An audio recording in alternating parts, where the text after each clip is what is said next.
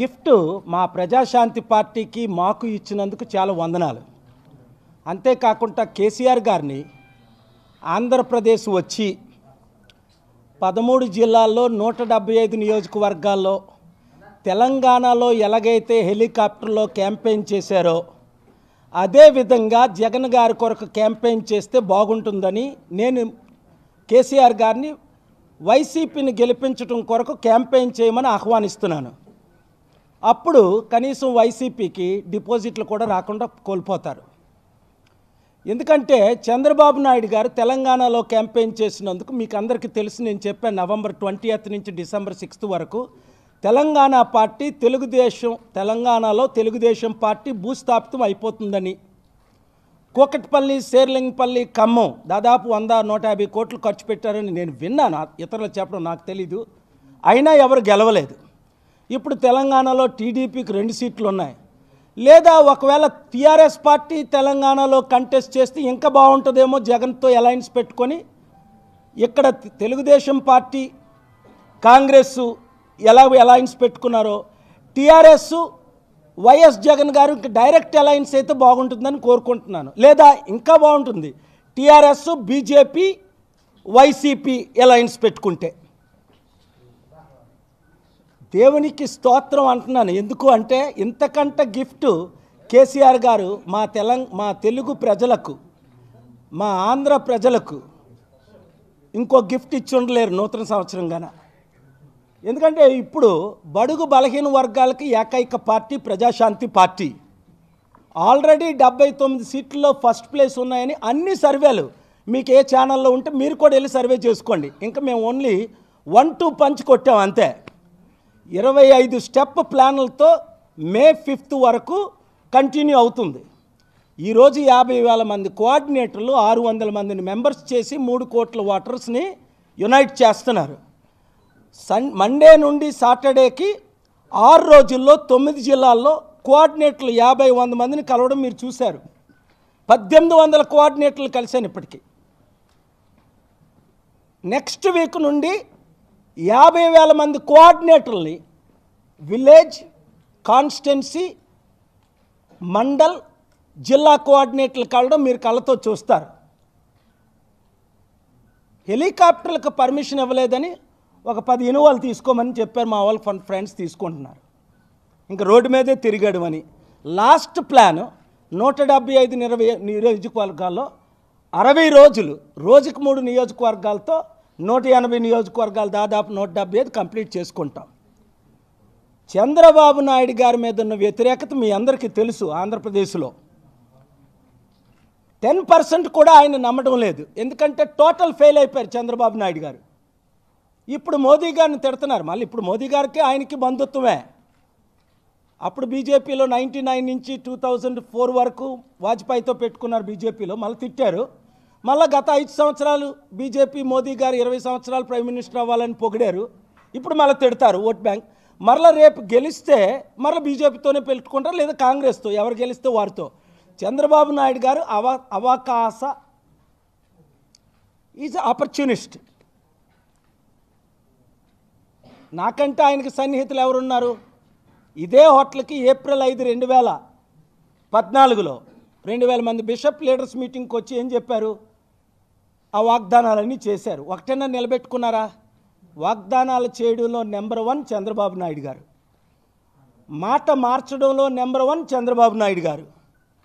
6 లక్షల కోట్ల అవినీతి చేశారని వైసీపీ, జగన్ వాళ్ళు ఆయన్ను ఆరోపిస్తున్నారు. అది రుజువు చేయాలి. అందుకనే ఆయన సిబిఐకి నో ఎంట్రీ అన్నారు. జగన్ గారు ఆల్రెడీ 1,00,000 కోట్లు దోచుకున్నారని రుజువులు అయిపోయాయి. 12 ఈడీ కేసుల్లో ఇరుక్కోబట్టి బీజేపీకి డైరెక్ట్గా సపోర్ట్ చేసి ప్రెసిడెన్షియల్ క్యాండిడేట్కి, వైస్ ప్రెసిడెన్షియల్ క్యాండిడేట్కి బాహ్యంగా సపోర్ట్ చేశారు. అయితే సర్ప్రైజ్ ఏంటంటే టీఆర్ఎస్, నేను ఎంతో అప్రిషియేట్ చేసిన పార్టీ, 2008లో కేసీఆర్ గారు చారిటీ సిటీకి రావడం, హెలికాప్టర్లో నన్ను కలవడం మీరు అందరూ చూశారు. 2 సార్లు తాజ్ కృష్ణ హోటల్కి రావడం, నన్ను కలవడం మీ అందరూ చూశారు.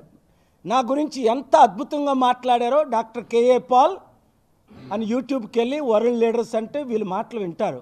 నన్ను అంత చక్కగా అప్రిషియేట్ చేసింది ప్రైమ్ మినిస్టర్ దేవగౌడది 20 సెకండ్స్, చంద్రబాబు నాయుడు గారిది 20-30 సెకండ్స్ చేస్తే మా డాక్యుమెంటరీ మూవీలో కేసీఆర్ గారిది 6 నిమిషాలు వేసాం 2.5 గంటల్లో.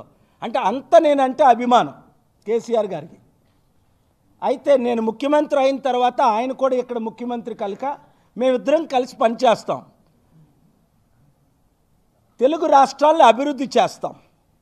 ఎందుకంటే వీళ్ళందరూ అప్పులు చేయగలరు. ఇక్కడ కేసీఆర్ గారు 2.5 లక్షల కోట్లు దాదాపు అప్పు చేశారు.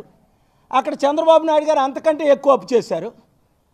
అప్పులు చేయడానికి వీళ్ళు నెంబర్ 1, దోచుకోవడానికి వీళ్ళు నెంబర్ 1, కుటుంబ పాలన పెంచుకోవడానికి వీళ్ళు నెంబర్ 1. కానీ రాష్ట్రాన్ని బాగు చేయడానికి వీళ్ళకి చేత కాదు. చేసి చూపిస్తా. చంద్రబాబు నాయుడు గారికి చేత కాదు, వైఎస్ జగన్ గారికి చేత కాదు. ఆల్రెడీ రుజువు అయిపోయింది. ఇంకో పార్టీ అక్కడ లేదు. బీఎస్పీ ఉందంటే 0.5%, బీజేపీ ఉందంటే 1%. ఇంకా ఆశ్చర్యం ఏంటంటే నా అనుమానం తీరిపోయింది. ఇదే హోటల్కి కన్నా లక్ష్మీనారాయణ గారు నవంబర్ 20న రావడం మేము ఇన్వైట్ చేసి కలుసుకున్నాం. BJP state president.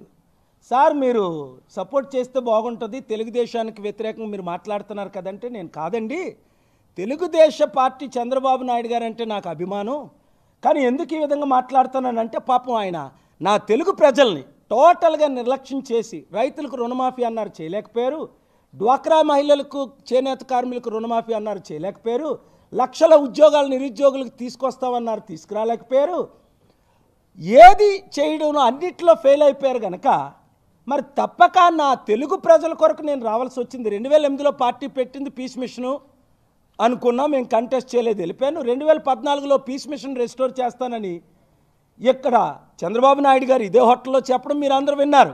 ఏప్రిల్ 5, 2014లో అక్కడ మోదీ గారు అయితే 7 సంవత్సరాలు నన్ను పూజించుకొని హోస్ట్ చేసుకొని పూలదండలు ఇచ్చి 18 రాష్ట్రాలు తిప్పడం మీ అందరూ చూశారు.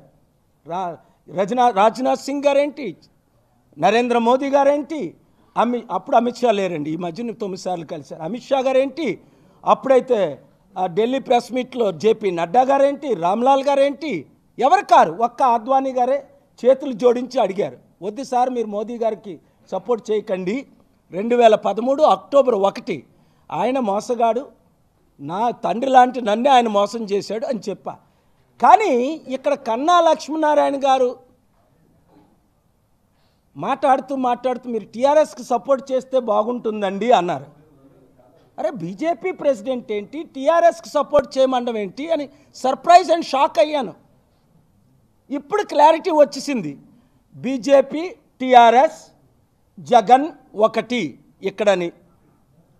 అక్కడ ఆంధ్రాలో జగన్ బీజేపీ ఒకటని అంటే ఓపెన్గా సపోర్ట్ చేసుకుంటున్నారు. ఇంకొక యాంగిల్లో చంద్రబాబు నాయుడు గారు బీజేపీ ఒకటని అందరికీ తెలుసు. అంటే బీజేపీ డబ్బుతో వీళ్ళందరినీ కొంటుందా, లేదా వాళ్ళకు ఒక్కొక్కరికి ఒక్కొక్క అవినీతి 100 ఫైళ్ళు పట్టుకొని మిమ్మల్ని జైల్లో పెడతామని లాలూ ప్రసాద్ యాదవ్ని బీహార్లో ఎలా పెట్టారో, నితీష్ కుమార్ని 302 కేసులో సరెండర్ చేస్తామని ఆయన ప్రైమ్ మినిస్టర్ క్యాండిడేట్గా ఉండి ముఖ్యమంత్రిగా సరెండర్ అయిపోయాడు. అలాగా వీళ్ళకున్న అవినీతి ఫైల్ని బట్టి వీళ్ళందరికీ సరెండర్ అయిపోయారా? ఖబర్దార్, బీజేపీకి ఛాలెంజ్ చేస్తున్నా. నా గురించి ఏమైనా ఉన్నాయా మీకు ఫైళ్ళు? తీసుకోండి. ప్రపంచంలో 1 లక్ష రూపాయల ఆస్తి లేకుండా 3.5 లక్షల కోట్లు ప్రపంచానికి డొనేట్ చేసిన సంగతి నరేంద్ర మోదీకి తెలుసు.